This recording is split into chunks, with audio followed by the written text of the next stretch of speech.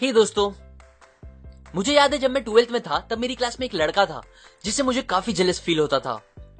वो क्लास का टॉपर नहीं था, दिखने में बहुत स्मार्ट नहीं था और अमीर भी नहीं था, बट फिर भी पूरी क्लास उसे पसंद करती थी, यहाँ तक कि टीचर्स, प्यून और प्रिंसिपल भी। इसका रीजन ये था कि उसे लोगों से बात करने आती थी। वो बहुत ही अच्छे से उन सबसे कभी भी और कितना भी बात कर लेता था, बिना हेजिटेशन के। तब उसे देखकर मैं अपने आप को ये बोलता था कि अरे ये कोई बड़ी चीज तो है नहीं और मुझे ऐसा कुछ करना भी नहीं है, क्योंकि मुझे जरूरत नहीं है किसी को इम्प्रेस करने की या ऐसा कुछ। जबकि रियलिटी तो ये थी कि मुझे अपने फ्रेंड्स के अलावा और किसी से बात करने बहुत ऑकवर्ड लगता था। मैं ये सब बहाने मार के बस अपने आप को एक्सक्यूज देता था, जो कि गलत था, क्योंकि लोगों से बात करना और कम्युनिकेट करना हमारी लाइफ का एक बहुत बड़ा हिस्सा है और ये एक ऐसी स्किल है जो हम सबको अच्छे से आनी ही चाहिए।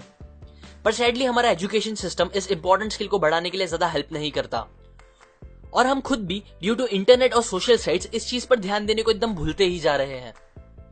लेकिन रियलिटी यह है कि हमारी पर्सनल और प्रोफेशनल लाइफ में सक्सेस पाने के लिए ये स्किल बहुत ज्यादा इंपैक्ट करेगी। मैंने पहले भी अपने एक वीडियो में बताया है कि बातों में बहुत पावर होता है और उससे हम कुछ भी अचीव कर सकते हैं। आप बात करके बड़ी बड़ी डील्स क्रैक कर सकते हो, लोगों को इंस्पायर कर सकते हो, अपने रिलेशनशिप्स को अच्छा कर सकते हो और किसी का भी दिल जीत सकते हो। सो आज मैं आपको कुछ सिंपल ट्रिक्स बताऊंगा जो आपकी ये स्किल को इंप्रूव करने में आपकी हेल्प करेगा। So let's begin. Technique number 1, the flooding smile. William B Stanhard एक स्टॉक ब्रोकर थे। उनकी शादी को 18 साल हो गए थे, पर वो हार्डली कभी अपनी वाइफ से बातें या हंसी मजाक करते थे।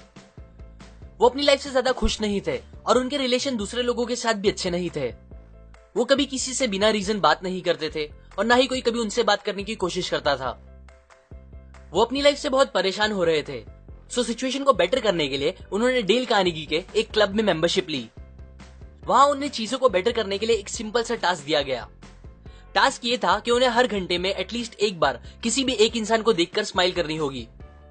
उन्होंने इसे सीरियसली लिया और फिर उसे अप्लाई करना स्टार्ट किया। नेक्स्ट डे वो हमेशा की तरह उठे, पर आज उन्होंने नाश्ता करने से पहले अपनी वाइफ को एक स्माइल दी और गुड मॉर्निंग कहा। ये देखकर वाइफ एकदम शॉक हो गई कि आज वो इतना अलग क्यों बिहेव कर रहे हैं। तब उन्होंने अपनी वाइफ को बताया कि फिक्र करने की बात नहीं है और अब से ऐसा रोज होगा। ये सुनकर वाइफ को शॉक भी लगा और बहुत अच्छा भी फील हुआ। फिर उन्होंने रास्ते पे लोगों को देखकर उन्हें भी स्माइल देना स्टार्ट किया। न्यूज़पेपर वाले को, टिकट वाले को, एलिवेटर बॉय, अपने कलीग्स को और ऑलमोस्ट सबको देखकर उन्होंने स्माइल करना स्टार्ट कर दिया। ये करते हुए उन्हें एक बात रियलाइज हुई कि अब जिन्हें भी वो स्माइल करके देखते थे वो भी उन्हें रिटर्न में स्माइल करके देखता था, जो उन्हें काफी अच्छा फील कराता था। और बिकॉज ऑफ दिस अब धीरे धीरे उनके कलीग्स ने भी उनसे बात करना स्टार्ट कर दिया था और बात करने पे ये भी बताया कि कैसे पहले वो लोग उन्हें एक खड़ूस इंसान समझते थे। ये टास्क करके उन्हें कहा गया था कि वो अपने एक्सपीरियंस दूसरे मेंबर्स के साथ भी शेयर करे। सो उन्होंने एक लेटर में ये सारी चीजें बताई और कहा कि इस एक सिंपल चीज ने उन्हें और उनकी वाइफ को इतनी खुशी दे दी है जितनी कभी उन्हें सालों में भी नहीं मिली थी।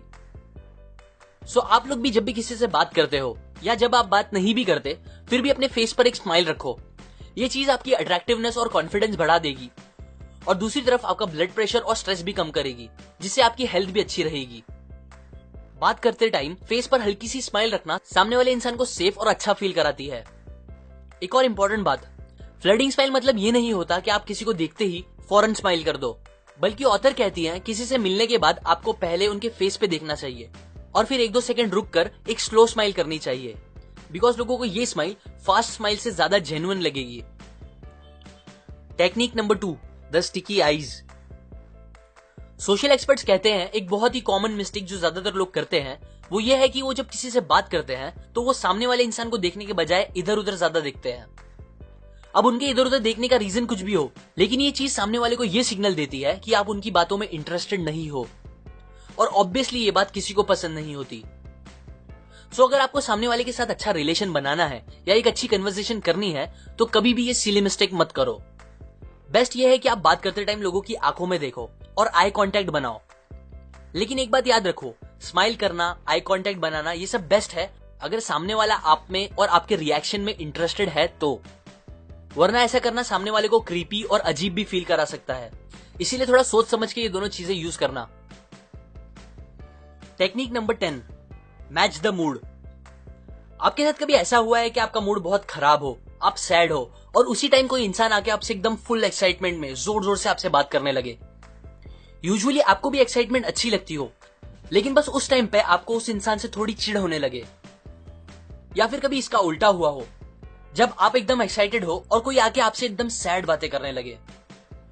मोस्टली जब लोगों के साथ ऐसा होता है तो उन्हें उन अलग मूड वाले लोगों से दूर जाने दिल करता है, स्पेशली अगर उस इंसान के साथ उनका क्लोज रिलेशन ना हो, मतलब वो कोई नया इंसान हो या जिससे वो ज्यादा बात ना करते हो, कोई ऐसा इंसान हो।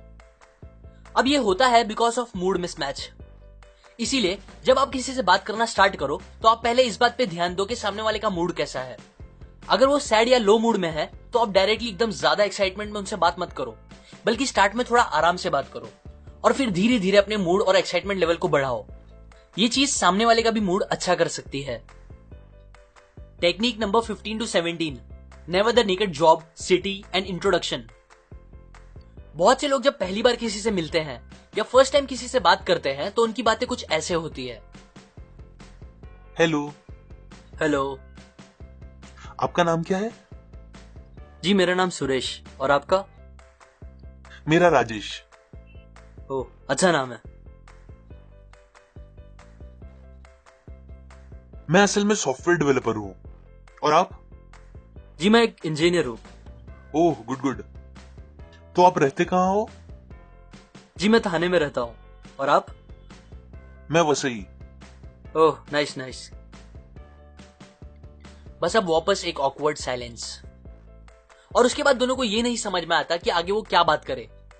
तब वो दोनों बस चाहते हैं कि वो कैसे भी उस सिचुएशन से बाहर निकले। और ये होने के बाद नेक्स्ट टाइम अब दोनों एक दूसरे को जितना हो सकेगा अवॉइड करेंगे, क्योंकि उन्हें फिर वो ऑकवर्ड सिचुएशन से डील नहीं करनी होगी। अगर आप चाहते हो ऐसा ना हो कभी और आपकी अच्छे से बात हो लोगों से, तो प्लीज अपने ऊपर और पूरी इंसानियत के ऊपर एक एहसान करो और कभी भी एक लाइन में किसी के क्वेश्चन का जवाब मत दो। जो सबसे कॉमन क्वेश्चंस होते हैं, जैसे कि आप कहाँ रहते हो, आप क्या करते हो, इन क्वेश्चंस के लिए थोड़े बड़े जवाब सोचो। मतलब आप पता करो कि आप जहां रहते हो वहां के कुछ फैक्ट्स, कुछ इंटरेस्टिंग बातें जो आप लोगों को उस जगह के नाम के साथ और बता सकते हो। वैसे ही आपके प्रोफेशन से रिलेटेड कुछ इंटरेस्टिंग बातें जो आपको लगता है लोगों को या आपको खुद को बात आगे बढ़ाने में मदद करेगी, वो बोलो। और प्लीज अगेन, अगर आप चाहते हो आपकी अच्छे से बात हो सामने वाले से, तो उन्हें कभी भी बस एक लाइन का आंसर मत दो। Technique number 20, parroting. पैरेट एक बहुत ही ब्यूटीफुल बर्ड है जो हमारा दिल इजीली जीत लेता है, और वो भी बस हमारे कहे गए कुछ वर्ड्स को रिपीट करके। किसी से बात करते टाइम अगर आपको आगे क्या बोलना है ये नहीं समझ आ रहा और आप चाहते हो आपकी बातें आगे बढ़ती रहे, तो आप ये टेक्निक यूज कर सकते हो जिसे कहते हैं पैरेटिंग। इसमें आपको और कुछ नहीं, बस सामने वाले इंसान के कहे गए लास्ट के कुछ वर्ड्स को रिपीट करना होगा और आपकी बात आगे होती रहेगी। एग्जाम्पल, एक आदमी अपने घर जा रहा था, तभी रास्ते में उसे एक दोस्त मिल गया। ये उसका इतना अच्छा दोस्त नहीं था और उसे उस दोस्त से ज्यादा बात करने जमता भी नहीं था। यूजुअली वो उसे अवॉइड करता था ताकि बात करनी ना पड़े, पर क्योंकि उसने हाल ही में ये टेक्निक सीखी थी जो उसे ट्राई भी करनी थी, इसीलिए उसने उससे बात करना स्टार्ट की। फ्रेंड ने उसे बताया कि वो एक शो अटेंड करके आ रहा है, तो उसने रिप्लाई किया, शो? फ्रेंड बोला, हाँ बहुत मजा आया, बड़े बड़े सिंगर्स आए थे। तो उसने कहा, बड़े बड़े सिंगर्स? फ्रेंड बोला, हाँ रे, ये आया था, वो आया था, शान, राहत, के और बहुत से लोग। तो उसने कहा, के? हाँ, क्या गाना गाया उसने, ब्ला ब्ला ब्ला। और फिर इसी तरह बस पैरेटिंग करके उसने बहुत टाइम तक उससे बात करी, जितनी पहले उसने कभी नहीं की थी, और वो भी बिना कुछ खुद से बोले। अब इसका रिजल्ट ये निकला कि उसका दोस्त उसे एंड में बोल के गया कि उसे बहुत अच्छा लगा उससे बात करके। ऐसा हुआ बिकॉज बहुत से लोगों को कन्वर्सेशन कंटिन्यू रखने के लिए बस एक रिप्लाई की नीड होती है, और बहुत बार वो रिप्लाई का कुछ ओरिजिनल या खुद का सोच के बोलना भी जरूरी नहीं होता।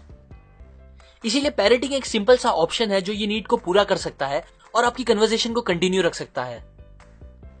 ये कुछ टेक्निक्स मैंने आपको how to talk to anyone book से बताई है। इस बुक में टोटल 92 छोटे छोटे लेकिन बहुत काम के ट्रिक्स है जो आपको किसी से भी बात करने में बहुत अच्छा बना सकता है। अगर आप इस बुक की सारी टेक्निक सीखना चाहते हो तो आप डिस्क्रिप्शन में दिए गए लिंक से जाके वो खरीद सकते हो। और अगर आप मेरे वीडियोस को कभी मिस नहीं करना चाहते तो आप सेटिंग में जाके अपनी नोटिफिकेशन ऑन कर दे और फिर मेरे चैनल के होम पे जाके उधर बने बेल पे क्लिक कर दे। इससे आपको जब भी मैं एक न्यू वीडियो अपलोड करूंगा उसका नोटिफिकेशन आ जाएगा।